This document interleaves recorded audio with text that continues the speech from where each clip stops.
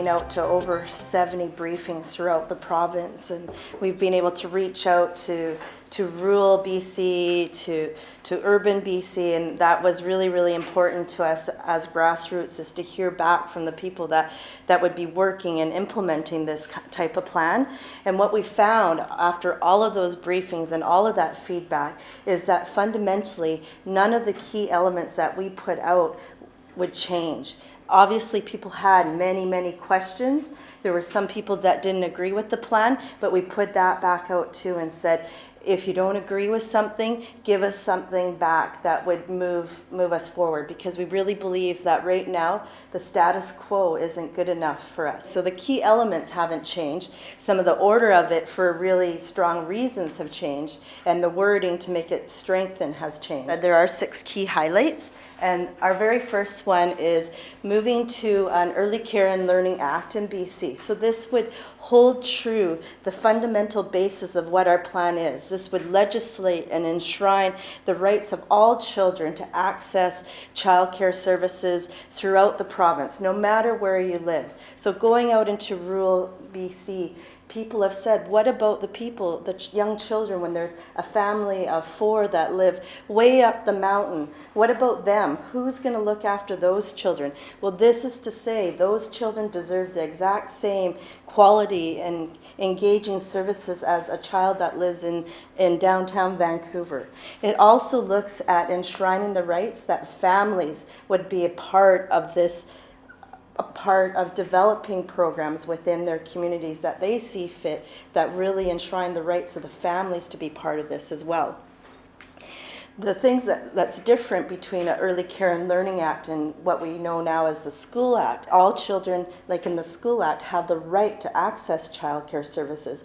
And I know, moving from a rural community in Prince Rupert, I knew that my 12-year-old son would be able to access a school, that was my inherent right. I pay taxes to have that for my child. But I knew if he was 3 years old, I might not be able to find that for him, and I wouldn't be able to work, and I wouldn't be able to provide for my family, and I wouldn't know what those services might look like. It would be a guessing game for me. So that's a change for us, that these would be legislated, that every child would be able to access a program in their community, in their area, where they live, where families work, to move that forward. First Nations would also have control of their own services so that they can govern and produce and work within their own communities to have legislated services in their communities that work for their societies as well. Has everybody heard of the words schoolification? This is something that came up particularly in our groups, in our advisory group, and it comes up over and over. And families and people that work in the field are really, really nervous about this downward spiral academic readiness focus for younger and younger children. They have visions of children sitting in desks, sitting in rows, where evidence has shown that true play-based, holistic experiences that work on social development, physical development, and as well as those cognitive skills is the best way to teach children, to engage children, and to give them the best start in life. We feel enshrining this act will also bring our sector to a place that we can enter into an equal partnership with the education system. So it will raise our sector up to bring those core values and beliefs of care within our practice up the sector, and we're cheeky enough to really feel that is the way to go, and people are excited about that. Our next highlight is moving early childhood education into a new home in the Ministry of Education. And this is where we do get lots of questions. Why would you pick this? And there's some really core reasons why we would go to this direction. So the Ministry of Education, there's key elements that are offered within this ministry already. I know that my child is entitled to have education, so people come to expect it. It's already publicly funded. People expect to pay taxes to make this work. We know that when there's talk about a school closing down, people go out and they protest. They want to keep their community schools because it's important to them.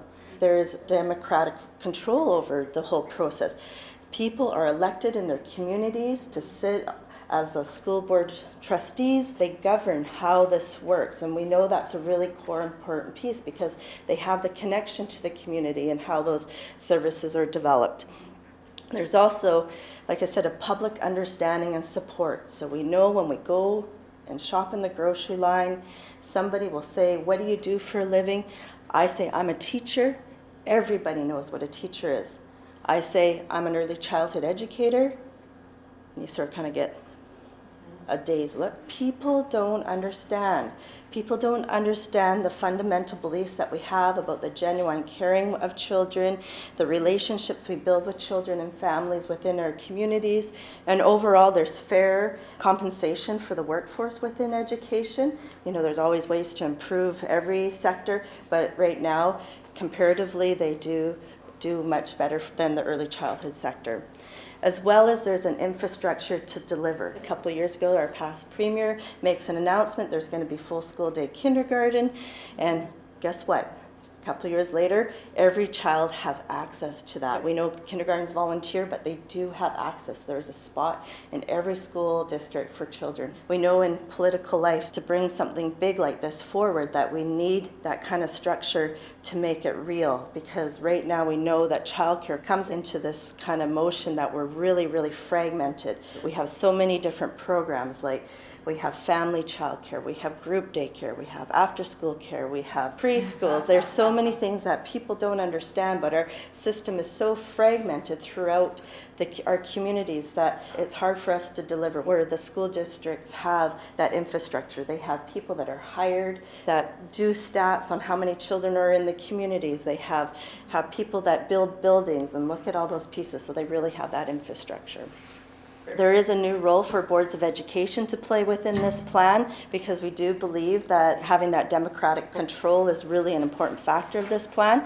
But elected boards of education would not only be mandated, but would be funded to run this service for this plan, develop and govern and deliver this early care and learning in all their districts. So plans would be developed within the community partners and the municipalities would come together. This would be a key place for parents and families to come together to really plan what would work within their communities to deliver, but they would be responsible. So when that family or that person said, "What about my 2 children that live 20 miles up the mountain?" those children would count in this plan. A plan would be developed so that all children would have services provided for them. When people wonder, how would this work in my community, the communities would develop the plan. So it's not one big plan that would be made, in Victoria. Every community would have its own plan to look at what's really needed for them. And as well, there would be dedicated staff and support to the early care and learning plan. So people would learn and understand what early care and learning is, because we know this is a big shift, a big change for people to look at what we do. Does that mean you're talking about all programs moving into the schools, so programs that already exist? And we aren't talking about that. We're talking about using existing programs and facilities as they stand now. So only when appropriate facilities in our schools would meet the needs of young children, so they would have to be developed and work for children for their particular age group. Our fourth highlight is the Early Years Center, and this is really exciting coming from the field myself.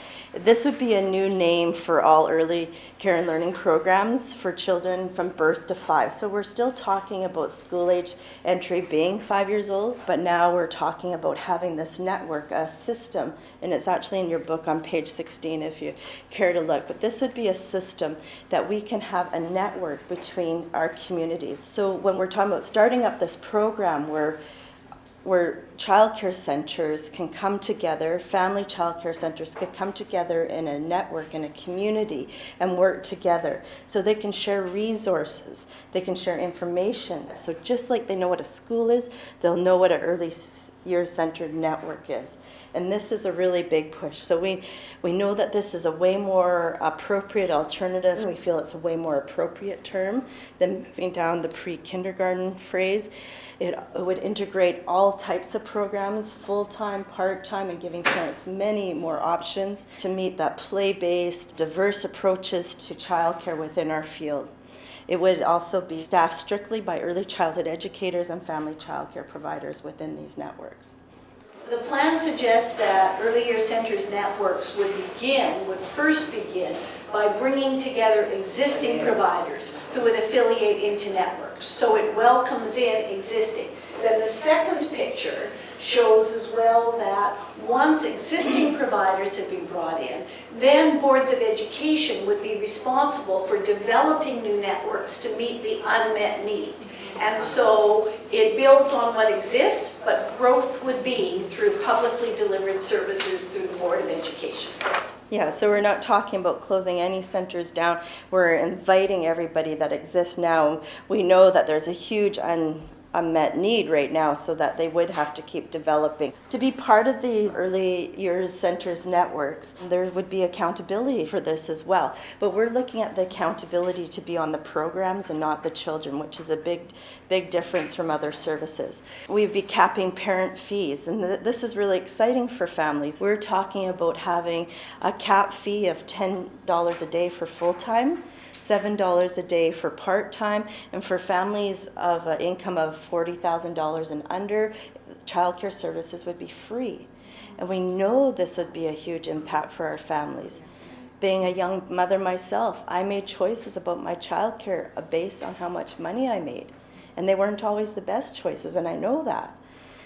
As well, working in the field, we have so many people entering the field, good, caring people, really interested in this field, and after 5 years, they're gone.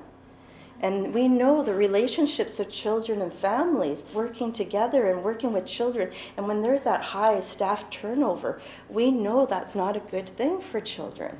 So within one of the accountability measures, the people that would apply, or the centers that would apply, or the societies that would apply, they would be given the money to improve wages and the educations of the workforce. And I'll talk more about the education of the workforce. So we're talking about moving to an average of $25 an hour plus 20% benefits. And I'm so excited. I'm like, oh my gosh, I might be able to retire one day. So, and a lot of people, that isn't an option. That is not an option in our field. To be part of this, that you would need to include all children within the networks, that even those, all children, including those with extra support needs within the networks, all children would be supported, as well as it would meet the demonstrated need within the community plans. So those community plans will be a key aspect in developing and new childcare services in our communities. Programs are consistent with the early learning framework. Most people probably in this room know what that is, but we've talked to many people that don't know, different kinds of groups, and it's a key document that's recognized, and it has been developed through the Ministry of Education, and it's really recognized within the early childhood field. There's a document that we can use that really captures the core beliefs of the holistic development of children. Some of these pieces have come from other places, and I think that we've been able to enhance them to work for BC. So like I said before, school entry still does remain at age 5. This would be able to enhance kindergarten. So we're talking about early childhood educators coming into the education system and working alongside with kindergarten teachers. There's 3 key elements of why we would want to do that. Number 1, it would lower the educator to child ratio within the classrooms. So teachers, there's amazing teachers out there, kindergarten teachers, they're moving to this full school day kindergarten, and full school day kindergarten is also to bring this holistic play-based approach, but we have questions. How can one teacher do that with 1 to 20 children or 1 to 22 children? We know how difficult that would be, so that would sort of balance that out, as well as would cover a full working day and a working year for families. A full day is not 9 to 3 for most people. It's much longer within the day. It would develop trusting relationships, and the children would be used to the people that are caring for them. We just know that this is a really, really strong piece to the plan, as well as it would enhance the early childhood educators' education practice within the schools. Kindergarten grade 1 would go with the early childhood educators and teachers relationship, where school age care would start now at grade 2 and up. So boards of education would again be responsible for school age care, and existing school age providers would come into the system with the same accountability measures as the rest of the sector. The boards of education would develop new programs where the need is necessary within their communities. So investing in the workforce. This is where we get many questions within our sector because they wonder, how is this going to affect me? And we know that success within these programs really depends on well-respected, well-educated, and well-compensated employees. So we are talking about the Bachelor's of Education as being the new educational standard for our sector, as well as the diploma minimum for group and family and school age care, where we know right now that isn't in our legislated responsibilities.